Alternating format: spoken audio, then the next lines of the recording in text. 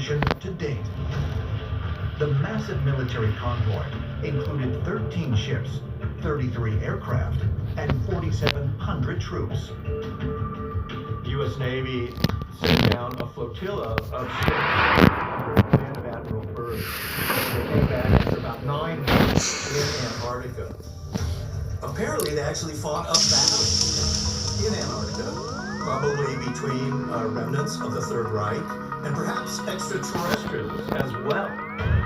There were stories of craft coming up out of the water and attacking them. Law enforcement felt in very heavy defeat during the Operation Hydra.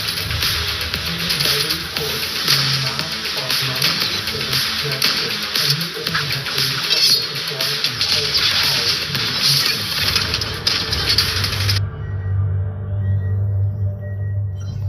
In 2018, nearly 70 years after Byrd's astounding claim, a satellite image captured what appeared to be a condensed water trail from an aircraft, or contrail, that could only have been produced by something traveling at incredibly high speeds.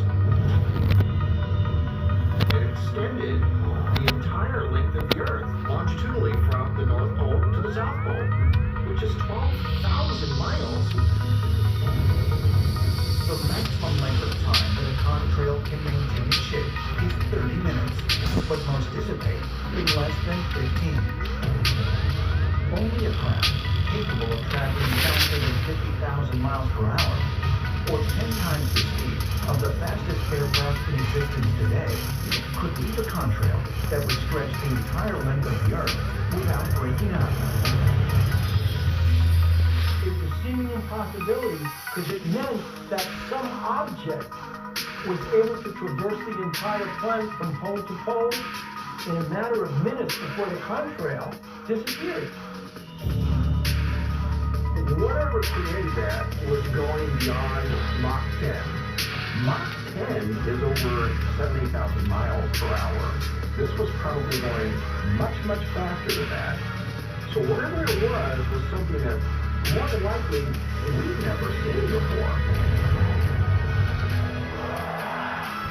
In the 21st century, satellite photography has allowed anyone with an internet connection to access images of Antarctica. In 2016, a striking image was discovered of a seemingly man-made entrance carved into an Antarctic mountain range. This is a legitimate satellite image of a very large, proportionate hole in the ground, or the mountain range. This looks intelligently designed to suit a specific craft that flies through this particular opening. Similarly, in 2018, Internet researchers released the coordinates for what they describe as a UFO crash-landed on the Antarctic island of South Georgia. The photographs are really compelling because this is not somebody making believe something is there. You can actually see the skid marks. It actually looks as though an object is moving along that island. But the thing that so intrigued people looking at those images was that the skid marks were straight.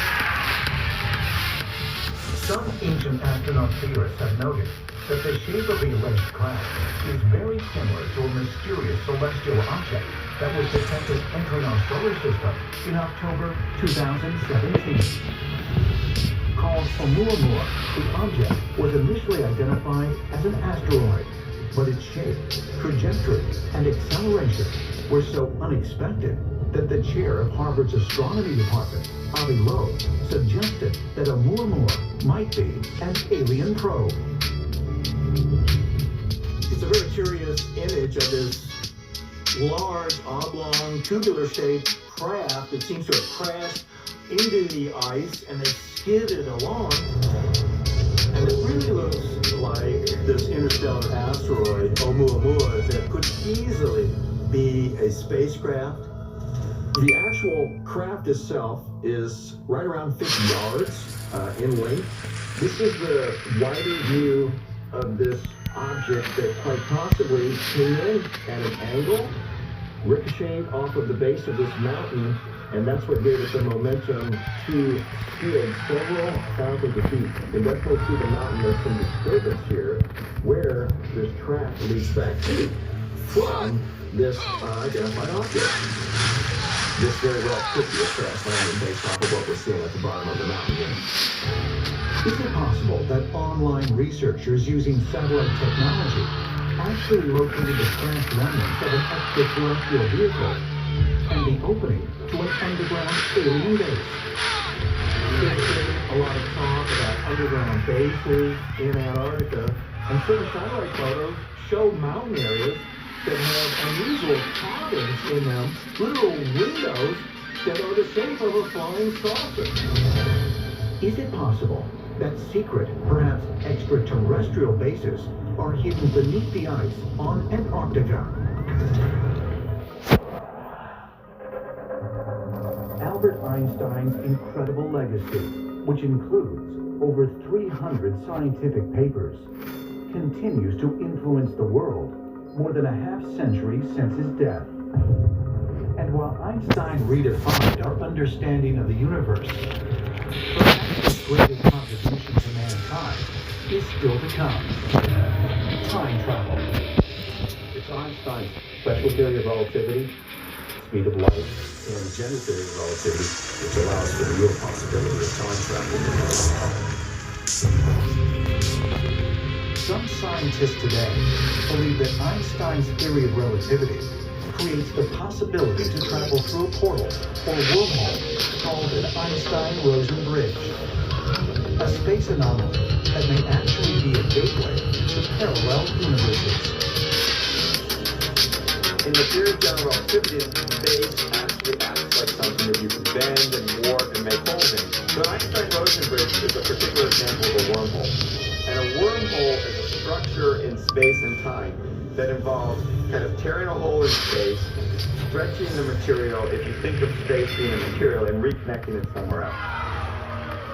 An Einstein-Rosen bridge takes 2 points in space and connects them so that if you travel in one end, you come out the other. Even though those 2 points appear in different universes, it's essentially a teleporter, something that allows you to get between 2 different places instantaneously.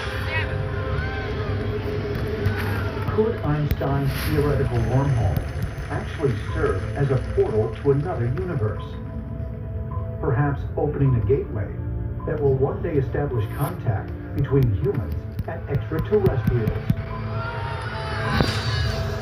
When we take a look at the idea that there are wormholes, that these are actually generally accepted by some of the most brilliant individuals on the planet, what you begin to see is that all of these pieces are in place to suggest that there is intelligent life elsewhere in the universe, and that there is also the likelihood or possibility that we have had contact in the past, or have ongoing contact now, or may have contact in the future as well. Was Albert Einstein's monumental work actually a lifelong quest to establish contact with extraterrestrials? Did otherworldly beings provide him with information about how to transcend both space and time? If so, why? We find that the greatest discoveries across time and space don't come through hard work or intensive labor, but that really the genius somehow is able to access a realm, and that realm is able to pretty much download that information to them and makes them remember forever onwards as geniuses. In history, you have certain people whose genius is just so incredible. It's like they're able to see the future, and they're not going to just influence the world now and the future. But what they're going to do is going to dramatically change the world forever. Civilization has this slow ebb of information that somehow across the flow of time we have progressed. But really this is not the case. We have made giant strides forward because at pockets in time there were certain geniuses living.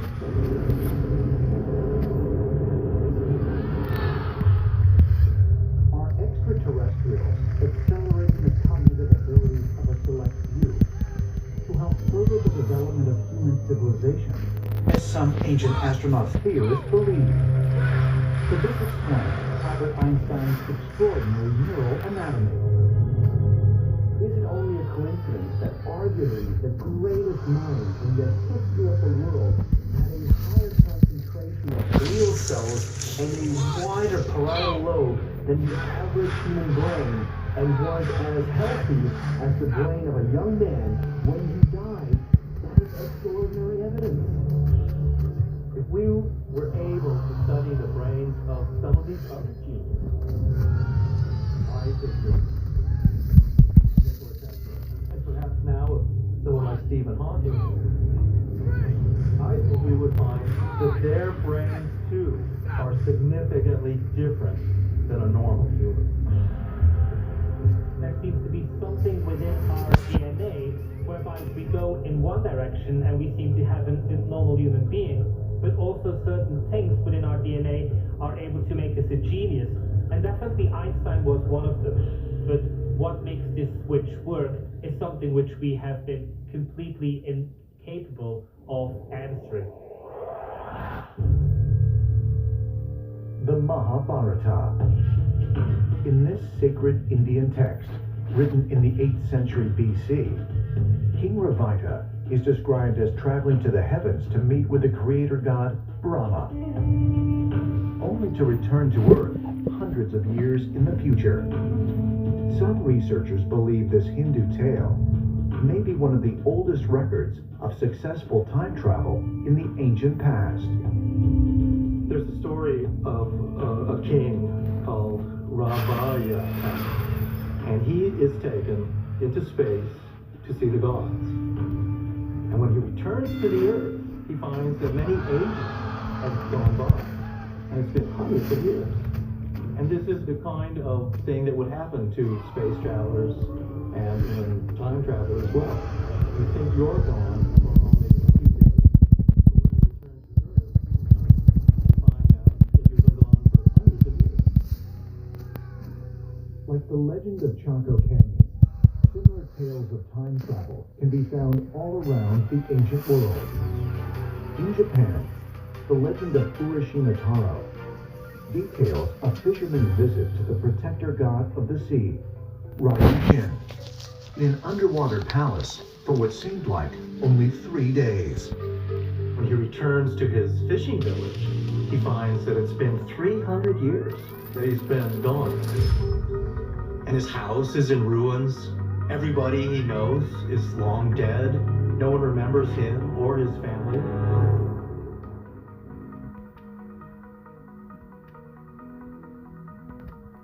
Lights are going up, snow is falling down. There's a feeling of goodwill around town. It could only mean one thing.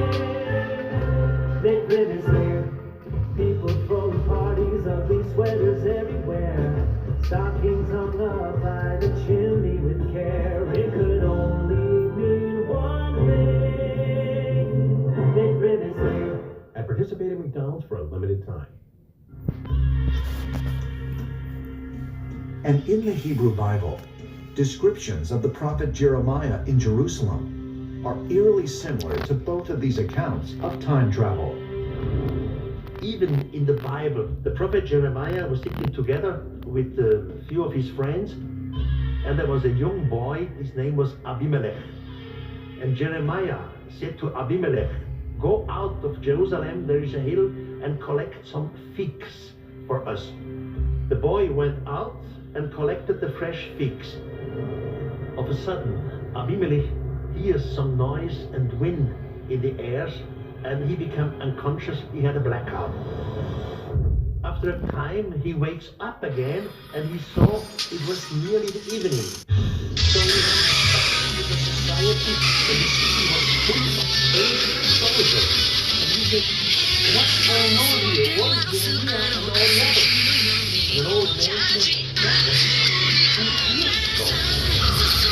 That story written in the Bible.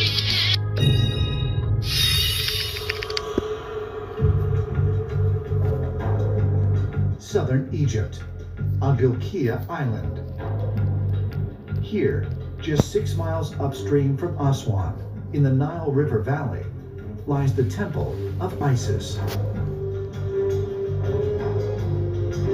Built in the 4th century BC, the temple was a center of worship for the Egyptian goddess of fertility and nature until the 6th century AD. Isis became the most important deity which ancient Egypt ever had.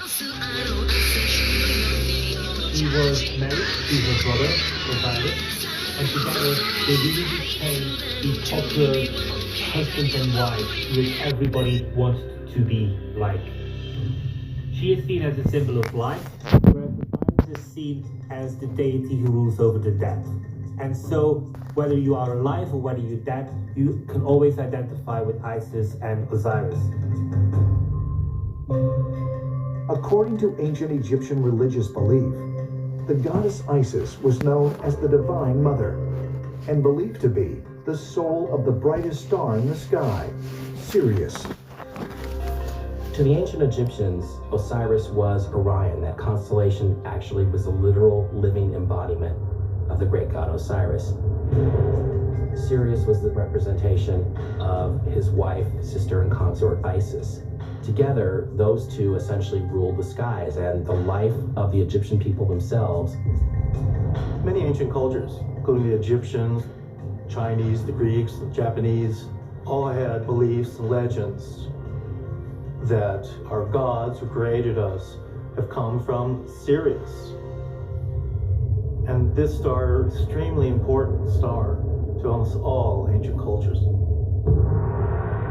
This knowledge originally emerged in ancient Egypt and in Africa with the Dogon tribe, who taught that beings of light came from Sirius and created humankind.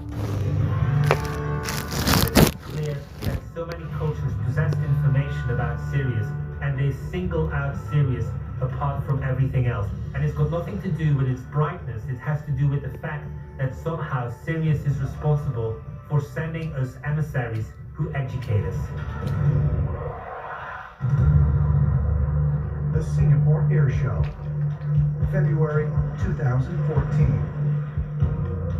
An Israeli arms company known as Rafael Advanced Defense Systems reveals details of a laser defense system capable of shooting missiles from the sky with a pulse of energy.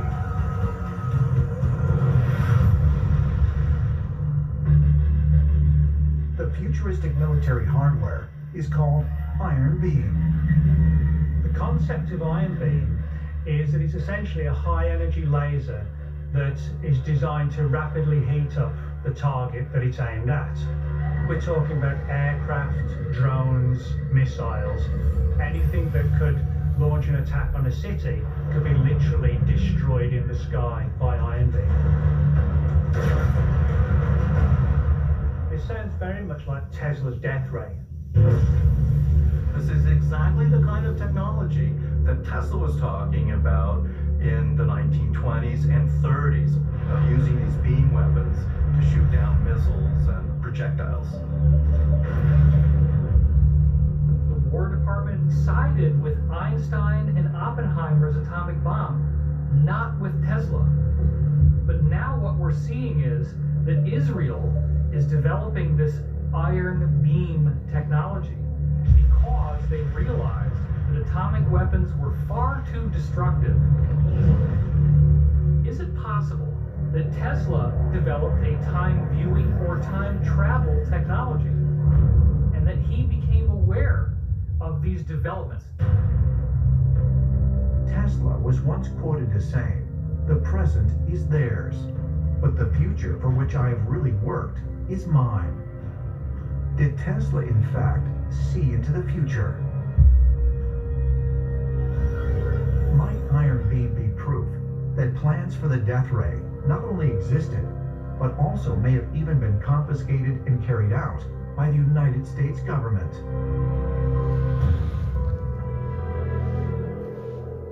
There are those who believe that Nikola Tesla was not only in contact with extraterrestrials, but was sent here to Earth by them to fulfill a mission and usher in a new age for mankind.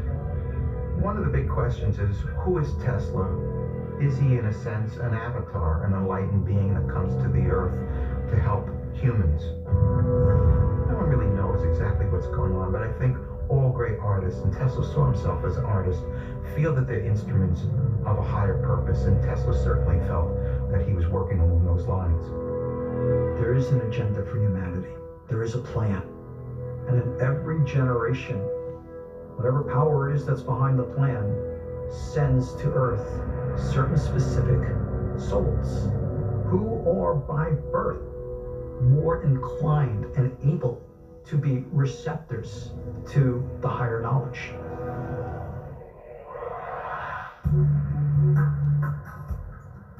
Storrs, Connecticut, January 2012. In a lab at the University of Connecticut, theoretical physicist Ronald Mallet demonstrates his large-scale model of a time machine.